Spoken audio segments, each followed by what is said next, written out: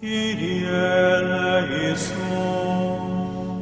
Kyrie eleison, Christe eleison, Christe eleison, Kyrie eleison, Kyrie eleison. Hello, everyone. It is approximately 11:40 on the 27th of February. This is kind of a part two edition. I did a previous broadcast that I posted up already. It's in the process of getting cleared through YouTube.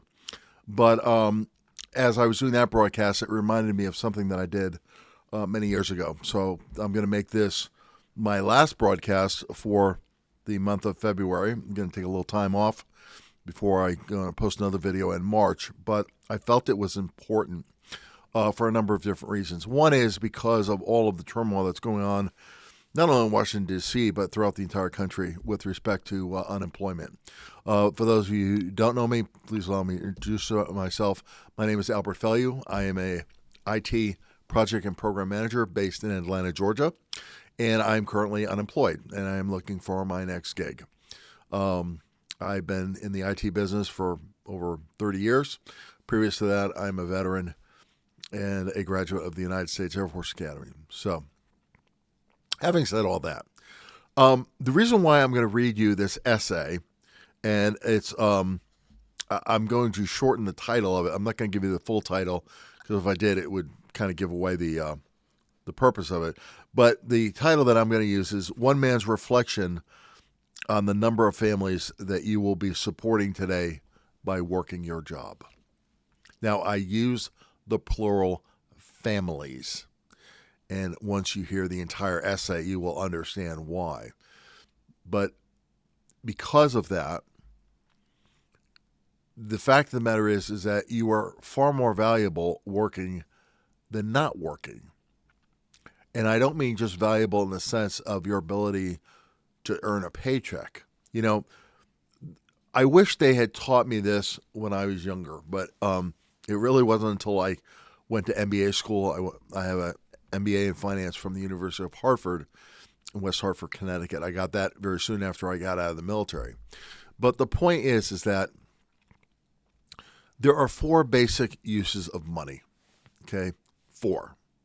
The first one is obviously to earn it. Now, you want to earn it ethically, morally, and without a taint of scandal. Okay? So if you're making your money by breaking the law, well, clearly that's not legal, it's not ethical, and it's not moral. So there's going to be a problem with that. But that's going to be between you and the law. For the vast majority of us who are in the American marketplace right now, really in the world marketplace, our first duty with money is hopefully to earn it. The second, which is the one that we are very much in tune to, is spending it. We can spend money all day long. You know, it used to be that joke that, I must still have money in the bank because I still have checks in my checkbook. Not necessarily. Okay? And, those people that, have ever written, quote unquote, a hot check, it comes back to bite you. Okay? But that's the second function of money. The third function of money should be something that some of us do, but not enough of us do, and that is to invest it. Because you will get to a point someday where hopefully you're not working well into your 60s or, God forbid, your 70s. I mean, our bodies were made for a certain duration, okay? And it's one thing to work hard in your 20s, which is a great thing. It's a terrible thing to have to work hard in your 60s and 70s. Now, some people will say, well, I enjoy what I do. I enjoy working. That's fine. But clearly, for example, if you enjoy, let's say, gardening, okay, as much as you love gardening is going to be a little bit more difficult doing it in your 70s than it was in your 30s. Okay? Or doing any sort of manual labor. Okay? every one of us has an expiration date. God willing, we will have a long one. Not always the case, but the fact of the matter is that we all have an expiration date. So the fact of the matter is that it's important for us to use our time wisely. But there will be a time where you say, you know what? That part of my life is over and done with. Now, instead of actually doing the gardening, I can lecture about gardening. I can help other people with their gardens. But I don't need to do that manual labor day in and day out. And then the fourth purpose of money, and hopefully that we do, is give some of it away. To be charitable. Now, I'm a Roman Catholic, and there's that biblical verse that God loves a cheerful giver, and he does. When I'm working, and let's face it, it's going to be real tough because Girl Scout season is coming up, and I'm telling you, I am a sucker for Thin Mints. I'm sorry. I think, who knows what it's going to be. I remember when the Girl Scout cookies was $1 a box. So you gave them $10, you got 10 boxes of cookies. Now I'm telling you, for Thin Mints, here's my free giveaway. I want to be charitable. Here's my instance of charity today. Okay, you buy Thin Mints, you put them in the freezer. I'm telling you, they will never go bad in the freezer. And I've heard some people that can actually make a Thin Mint martini. Now, I would be up for that. I'm not a drinker, but a little specialty drink like that, make me one. I will enjoy it to the fullest. Okay. So, having said that, we've got 4 uses of money. But the fact of the matter is that in order to be able to do the other 3, right? Spend it, invest it, and earn it. Spend it, invest it, and give some away. First, you got to earn it. Now, if you have a trust fund or something that you get your income from, okay, you're blessed. So that you don't have to worry about earning it. But I think you would be concerned a little bit about how you spend it. Hopefully you will invest it to make sure that you then can pass that legacy on to your children or whatever your family circumstances are, or to a favorite charity, and then finally to the charity itself. But I want to get to the essay because the essay is important.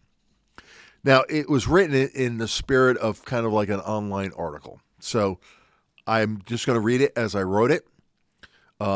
If it doesn't look like I'm looking into the camera, it's not, because I've got to do it too. But more importantly, I want you to listen to it because that's the important thing about it. Good evening, everyone.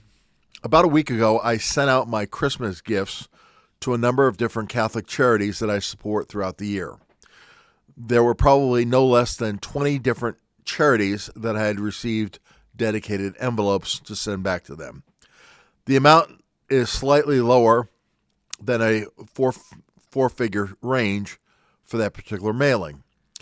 And the amount that I give to each charity for each year is slightly south of a 5-figure range.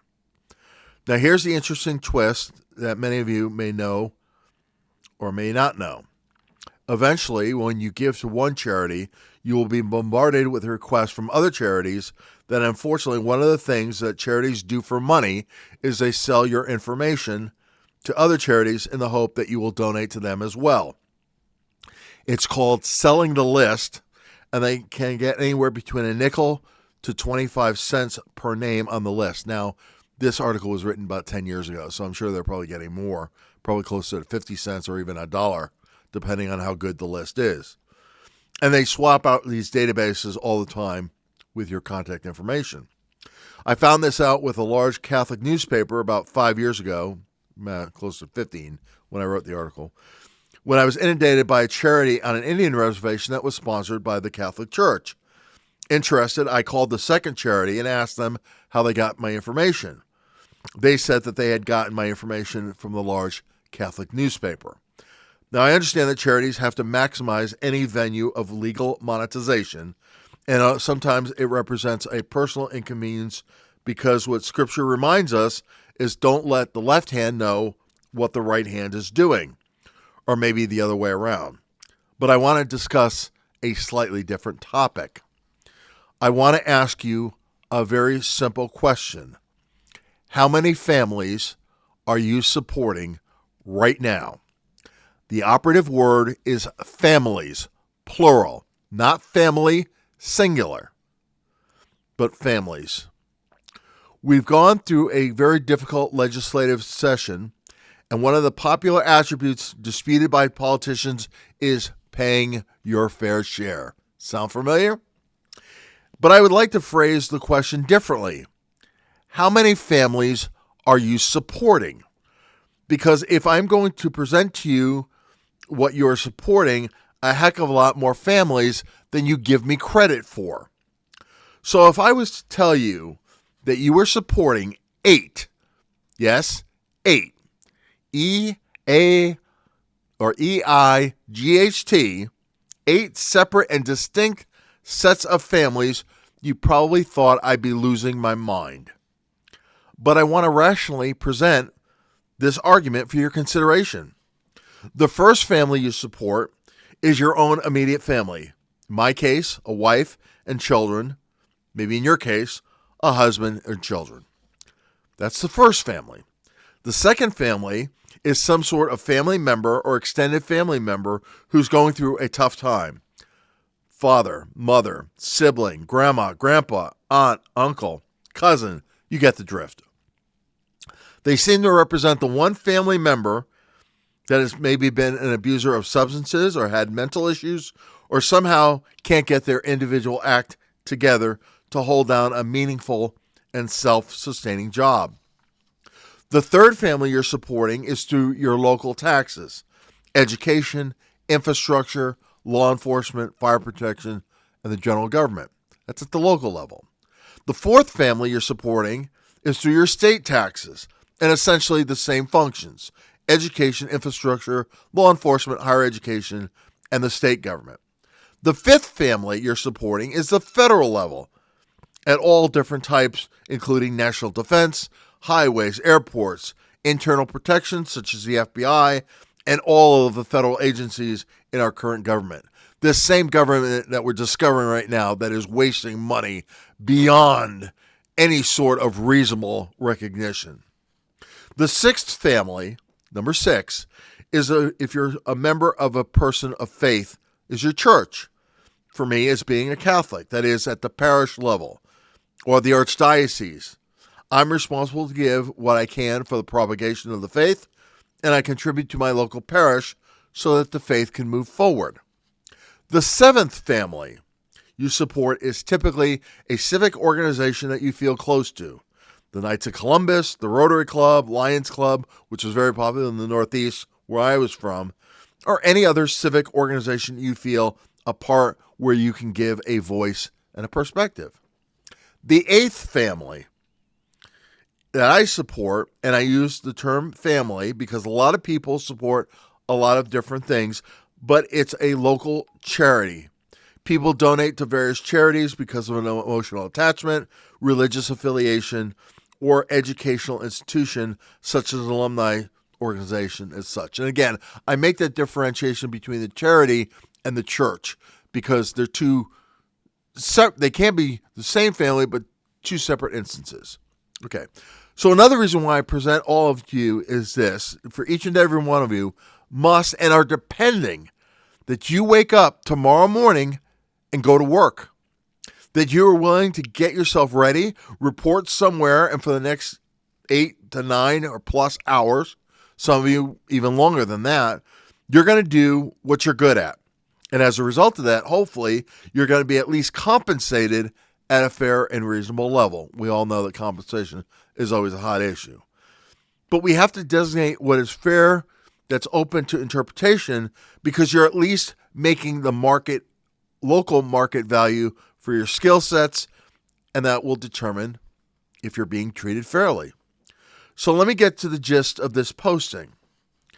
I am sick and tired of constantly being told I don't pay my fair share. I'm sick to the point that if someone says it to my face, I'm going to get a little irritated with that person delivering that message. You're speaking to a person that attended a professional military institution and received a Bachelor of Science degree as well as the dedication and effort. I've earned 4 separate master's degrees at various institutions for various disciplines. I received no financial aid and had to foot the bill either through direct payments or by working for an employer that paid the freight for my education as my compensation package. Yes, Virginia, there is no such thing as a free lunch. But to be constantly be told by some politician, in this case a politician from Vermont, and I'll leave it at that I need to do more, that I need to sacrifice more, that is absolutely antithetical to what the average American worker feels and is doing.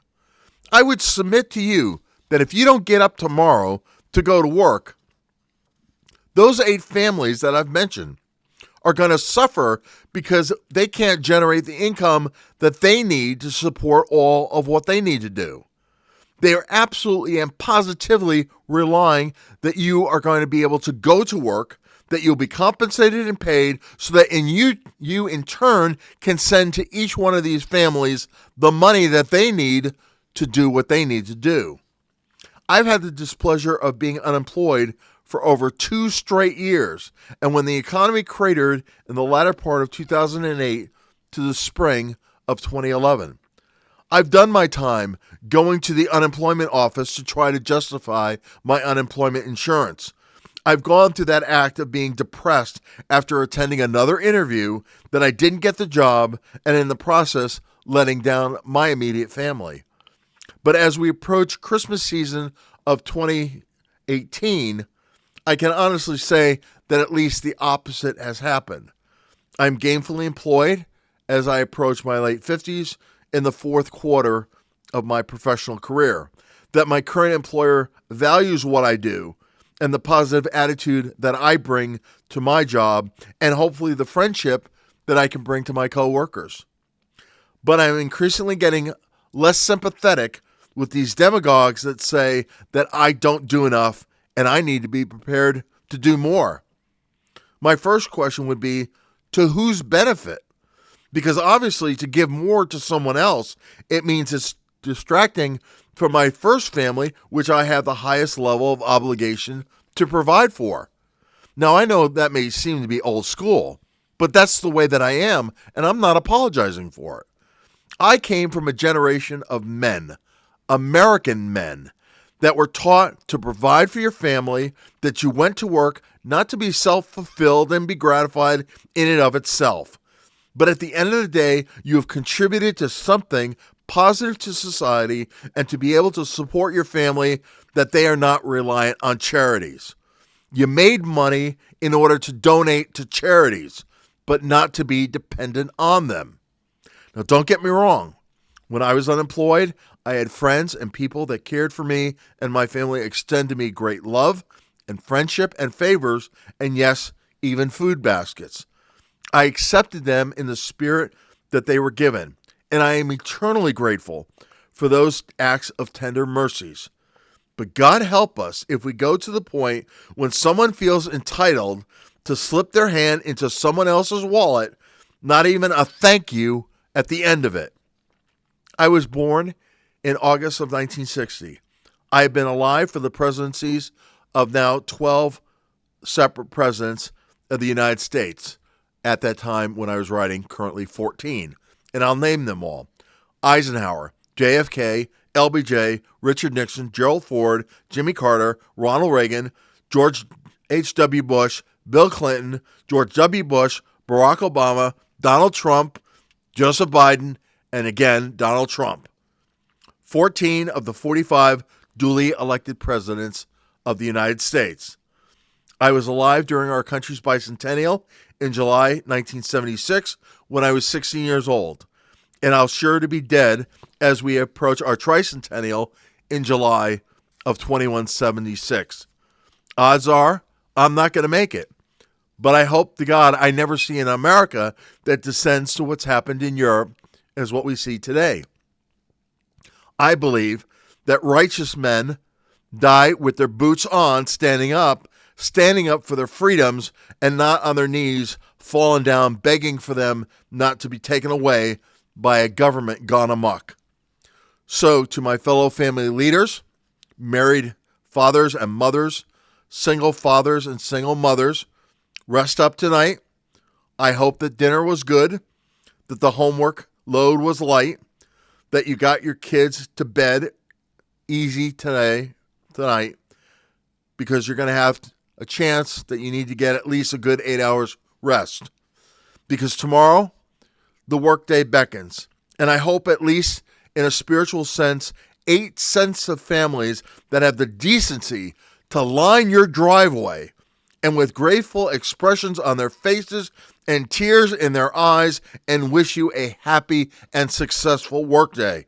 Because all of them are relying on you to go to work, to contribute to the success of your employers, and hopefully receive monetary success to you in the process. If all of us had that privilege of being able to do so, I believe our nation would be far better off and less contentious than it is today. I hope that we all have a prosperous and spiritually enriching 2019. That's when I wrote this article in December of 2018. Obviously, it's been a few years since then, so I'm going to reiterate that hope that all of us have a happy and prosperous and fulfilling 2025.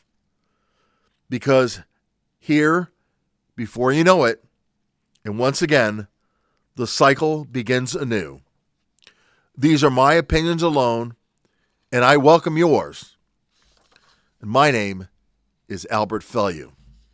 Now, the reason why I wrote this article was because we had in Atlanta, I don't know if he's still on, but we had a great newscaster by the name of Kim Peterson. That was his name. His name was really Kim. But Kim was a man. Kim was a Marine. Because, as they say in the Marine Corps, once a Marine, always a Marine. I never designate him as a former Marine. He went on the air by the name of Kimmer. And he is a great man. Unfortunately, he had some health issues, and I don't even know if he's still on. I know he was doing a podcast for a while, but he would always end his broadcast, Semper Fi and Semper Fi back to you. But Kimmer had a producer by the name of Pete Davis. Pete was a sports guy, born here in Georgia, wrote a couple of books about sports in the SEC. But Pete had kind of a section in Kimmer's show where he kind of did this. Now, he did it on a shorter format, but the same thing. So I took inspiration from Pete. Now, Pete had a nickname by the name of Snake Davis. But the man was just phenomenal. Okay? And he was a great sidekick for Kimmer. But my point is this, is that we as Americans, I think, are regaining the art of our voice. And what I mean by that is I started this YouTube channel with one express purpose, that if the national debate is going to go on, I want to add my voice to the national debate. And I've commented on a number of different topics, and I feel it allows for a creative part of me to come out. But I still need to work. So YouTubing is not my full-time job. Now, at some point in the future, if it could be that, I'd be totally open to that. It keeps me sharp. It keeps me alert. And I'm sure it would keep me out of my wife's hair. But having said all that, my point in this particular article is this, is that I think that we are going through a great reawakening. I think that finding out of all of this garbage that our government has spent our hard-earned money. Now, let's remember, folks, okay, we're coming to the point in 6 weeks, roughly, we're going to have to file our income taxes. That's probably going to be my activity this coming weekend. I hope to God I don't need to write a check to the IRS. I think that I won't because I did some planning that hopefully will prevent that.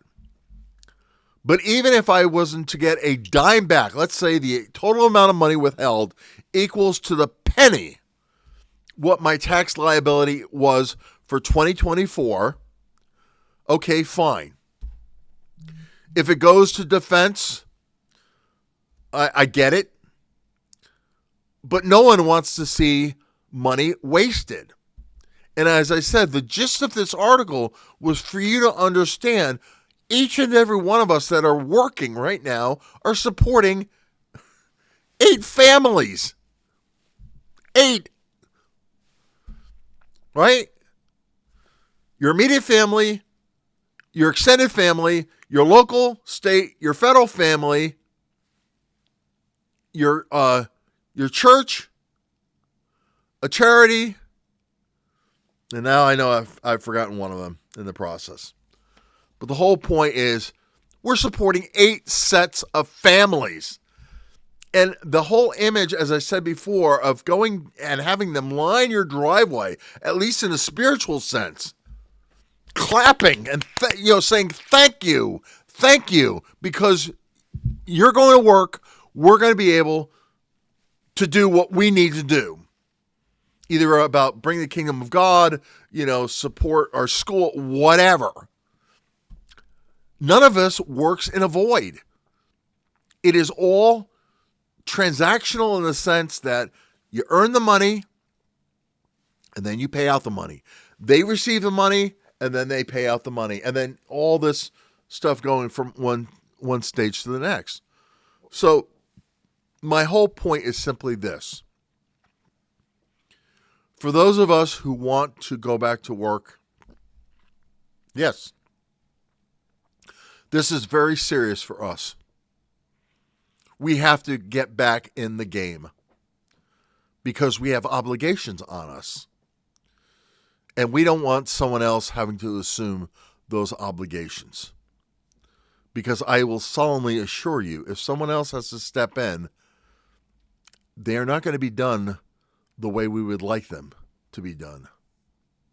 Ask any child that's been in foster care versus being adopted by a loving family.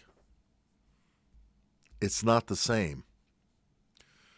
Government can do a lot of stuff, but government does a lot of stuff badly. And I think this latest budget review shows that. The fact that over 100, okay, now this is something that blows my mind. Over 100 intelligence professionals lost their job because of inappropriate communications on a government service like Slack, which is like a DMing type service. You can have group channels, you can have one-to-one conversations, DMs, for inappropriateness. That was as of this week.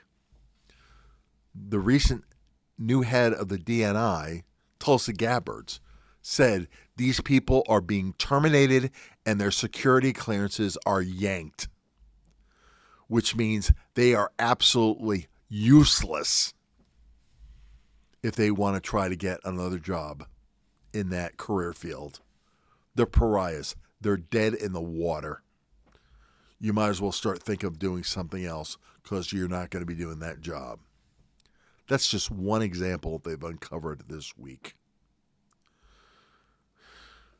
Folks, as I said before, I'm trying to be optimistic. I'm trying to be a half full type of guy. But it's really, really rough when you're thinking that it's going to get better. I think that sunlight is the best disinfectant in the world. That's what they say. That's the reason why we have sunshine laws in public meetings. But God, you just kind of wonder sometimes, is our sun in the universe big enough to disinfect all the garbage that's been happening in our government? I don't know. I hope so. But I hope long term that two things happen. Number one, that our tax burdens truly come down as a result of this, and that government does become smaller. I remember in one of the debates, God, I see her face. She was the former CEO of HP, Carly Finerini. She was asked about a question about the role of government in healthcare, and she had a very, very good answer. I loved her answer. It should have been carved in marble somewhere in the mall. But the answer was basically the reason why the drug companies are getting bigger is because government is getting bigger. And the only way to have fairness on this negotiation table is to at least have a presumption that you are as big as your opponent. Now, from a negotiation standpoint, that is very, very true. No one wants to negotiate from a position of weakness. There's a reason why, as a defense strategy, we have, peace through strength. It's one thing, President Trump, when he was dealing with, the North Koreans, when he went and he made that infamous statement, you may have a red button, but I have a red button and it's bigger and it works. Okay? You can send missiles over the Sea of Japan, but I can send a missile into your backyard. Not that we would want to do that, but that's the part of deterrence, is that if that person on the other side knows what you can do, and you put up and you don't shut up, well, that's called a negotiation edge, isn't it? So, again, I wanted to thank you for a great February. And again, please feel free to reach out to me directly. I'll tell you, I said about it in another podcast, but I'll say it again in this one to kind of round up. On LinkedIn, there was a young man out in the Midwest, or the West, I should say, that was feeling really down. So I DM'd him and I said, you need to call me. And I gave my cell phone number. Well, he did. He called me. And we had a great chat. He is approximately 30. He's 30-ish. I won't give his exact age. But he's great. He's a young guy just trying to get his career off the ground. And I saw a lot of him in me when I was his age, because I had just gotten out of the military. I got out of MBA school. My career really didn't start until I was 31. So he called me, and I took his call, and we had a great chat. We made a commitment that he's going to call me every week, just kind of touch in, let him know. Now, am I supporting this individual? Absolutely. Am I writing him a check? No, not that he needs one. He just needs, like an older brother, for someone to listen to him and to say, I understand where you're coming from. Here's some things you can do differently, and let me know if it works. That's it. But at the end of the day, if by chance he gets a job quicker than me, am I going to be upset? No, not really. I'll be glad for him. Truly. I'll be glad for him. Because I do know my day is coming. My day will come back. It may not be today. It may not be tomorrow. I don't know when. But I'm hoping after you've been out of work for 2 years, now I will solemnly assure you, I am not going to wait 2 years to find another job. I'm going to give this probably about 6 months to 9 months. And then if something doesn't happen by then I'm definitely going to do something else. Is it on YouTube? I don't know. God only knows. But my point is this, is that I have too much energy to do nothing. And I have too much self-respect to just rely on the kindness of others. Let me put it that way. So I'm the type of guy who wants to die standing up with his boots on and not on the ground, begging for those rights to be given to me. But that's who I am. And I know that there are a lot more of you out there, a lot more than some people would give you credit for. But I know because I see it. And it's not a secret thing, like some people would say.